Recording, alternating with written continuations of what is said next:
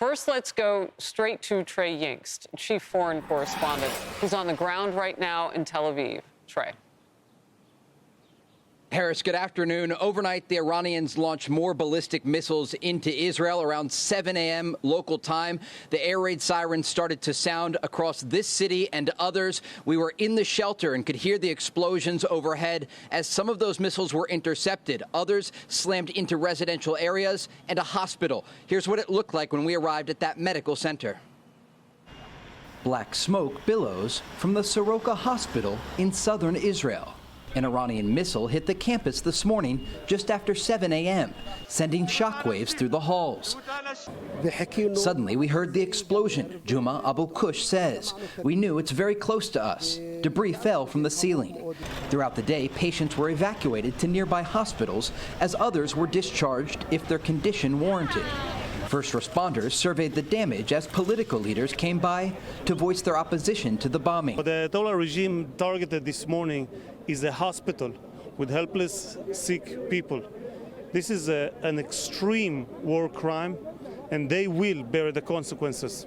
What's also important to note is that this is a place that there are both Israelis and Palestinians coming for care. There are Bedouins. When you walk around the compound of this hospital, there are still people in other areas. There are men wearing kippahs and women wearing hijabs. And it's an example of how this part of Israel lives, how they live side by side, and how there is a future. Iran's foreign minister released a statement about the bombing, claiming that Iran was targeting an intelligence building near to the hospital. He released no additional evidence to support that claim. Guys. Trey, thank you very much. As always, great reporting. Right now, the president is getting an intel briefing inside the White House, and he and his team are weighing their options on whether the United States should join Israel's attacks on Iran. One U.S. official has already told Fox the president has been asking questions to his aides about bunker-busting bombs. Exactly what are they? What do they do? Get into it. How many would you need? Iran says it would make the U.S. and its allies legitimate targets. But the White House says all options are on the table, and you know Trump means it. And according to the president, a ceasefire is not an option. I don't want to get involved either, but I've been saying for 20 years, maybe longer, that Iran cannot have a nuclear weapon. I've been saying it for a long time. And I think they were a few weeks away from having one. And they had to sign a document. I think they wish they signed it now. It was a fair deal. And now it's a harder thing to sign, you know. It's a lot of water over the dam. But, you know, it's very, I say it very simply, Iran can't have a nuclear weapon. So the president meeting now, we knew all morning long that he would meet and really work on this, attack it. We'll get to more of that in a moment, but you were able to obtain that incredible video that we saw, the close-up. Tell me about how that came about and what you know about that situation of the hospital getting hit. I know one of their top orthopedists in that hospital, who's a great doctor. That hospital, 25 miles from Gaza, actually at October 7th, they got almost 1,000 people that were injured in the attacks, and they saved most of them. It's a great hospital. The only level 1 trauma hospital in Beersheba in southern Israel. And what they actually did that was really interesting is Moshe Bar Simon Tov, who's the health ministry director general, the day before had a premonition that something was going to happen, not inside information. And he said, let's evacuate the surgical floor. They emptied the surgical floor, which got hit with the first bomb, saving hundreds of lives. A premonition, the good Lord, right there. Look, I want to ask one more question about that, though, because that area in particular has Muslims. You heard Trey Yingst reporting about that. You know, who's on the ground in that area. And Beersheba is also the Bedouin. I mean, if Iran was trying to knock out someplace that's going to get everybody's attention, that's what they did. Plus, it was a hospital. Great point, Harris. And I want to say something else about this. I've interviewed people, doctors throughout Israel at different hospitals. Everyone says the same thing. We take care of Arabs. We take care of Jews. We take care of Israelis. We take care of terrorists. In my own training at Bellevue, I took care of us people committing assaults, handcuffed on stretchers next to victims. That's the way doctors look at it. So it's beyond a disgrace to attack an undefended hospital. Kennedy, at this point, we know that the president has a lot on his plate in terms of whether we get involved. What are the political ramifications of that right now? I know that the U.S. senators are going to be called in a bipartisan meeting next week to be briefed again. Yes. And, you know, if there is a strike, I think it should, and it requires congressional support. He's in a very tricky situation because, as you know, he ran on being a non-interventionist, and he ran completely opposed to forever wars. We've been in this position before.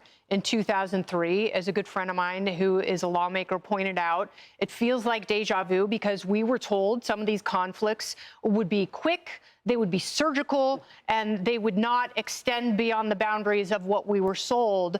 I don't think the president wants to get into a protracted war. I know his vice president doesn't.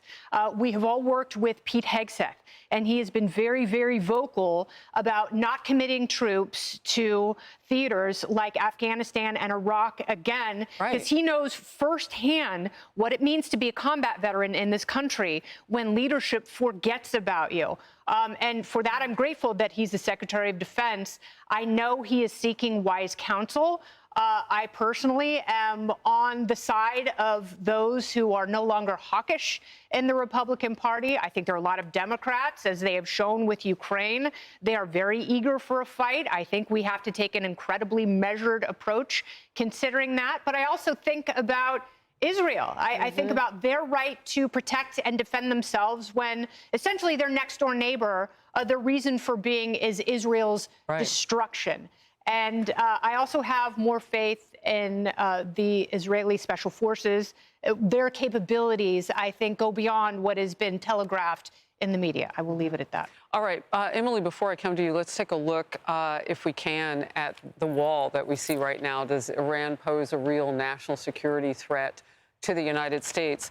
Look, the American people are paying attention to this. 73%. That is a very high number for anything, and it's certainly higher than we've seen in the past. What do you think is the shift that's happening right now with an American public watching? Well, interestingly, I think history sort of paints a different picture of the present view versus hindsight. So, for example, and we studied this in Poland just a couple weeks ago, but the polls prior to World War II were staunchly over 80% of Americans were against intervening in World War II. When you contrast that at the beginning of the endless Iran or Iraq-Afghanistan theater, where the majority of public support was with intervening, and then in hindsight, both of those have inversely flipped. And I think the conversation, you know, on this spectrum, it sort of bears discussion of what does intervention mean, and does one bomb mean intervention, or does that mean strength without spread? Is that the answer to, or the antidote to, those that don't want mission creep, and for those that believe so strongly that our just atrocious, botched Afghanistan exit absolutely betrayed our allies, then is this sort of a twofold: we stand up for our allies while also protecting American interests, in the knowledge that this emboldened enemy, via the prior administration, through inaction, has now threatened death to America with action. You know, you see it in criminal law, right? You get prosecuted if it's a threat coupled with an overt action. What are those 603 American lives lost at the hands of Iran already? What they have demonstrated time and time again, it's not just words, it's actual meaningful actions with the ultimate goal of eradication of the great Satan and also Israel. So all of those combined to, I think, requires at least some measure of showing up today for Israel, but also for those Americans that President Trump swore he would indeed protect with American interests primarily, without an endless war. Well, this president definitely knows he puts America first, so he's got a doctrine to carry him through all of that. The last 4 years, well, it gave us what we got, a mess, because there wasn't clarity there. You mentioned this, and I want to go deeper on the bunker buster bomb and how it works. Let's take a look now. First, it requires the use of a BT stealth bomber. It's the only aircraft currently programmed to carry that 30,000-pound payload that they are considering. Once in position, the B-2 drops 2 bombs, which are guided to target with GPS and internal navigation systems. The first bomb burrows into the ground and explodes, creating a hole up to 200 feet below the surface. The second bomb follows into that same hole, further burrowing into the ground and exploding well below the 200-foot mark. So they got to drill into that mountain where the Fordo nuclear site is. And I know you have a reaction to that and a little bit about policy. Yeah, that would be a precision strike, which is what we're talking about. President Trump, his doctrine is peace through strength. an optimal word, and that is strength, and identifying the moments to show American strength, as he did with Soleimani al-Baghdadi when he acted in Syria in 2017. To the isolationist crowd, my question would be, what makes your position materially different than the beachside foreign policy of Joe Biden? Sticking your head in the sand is no different than sitting in the sandy beaches of Delaware and saying don't. When we just said don't, which is what Biden said, what it got us was 2 global wars, one in Israel, one in Ukraine, both of which are raging. It got us the fall of a country to the Taliban. These are the facts. The facts are this. Iran is in the weakest position they have ever been in, not because of the United States, because of what Israel has done. This is a narrow window I don't believe we will ever have again. A narrow window to conduct a pinpoint strike.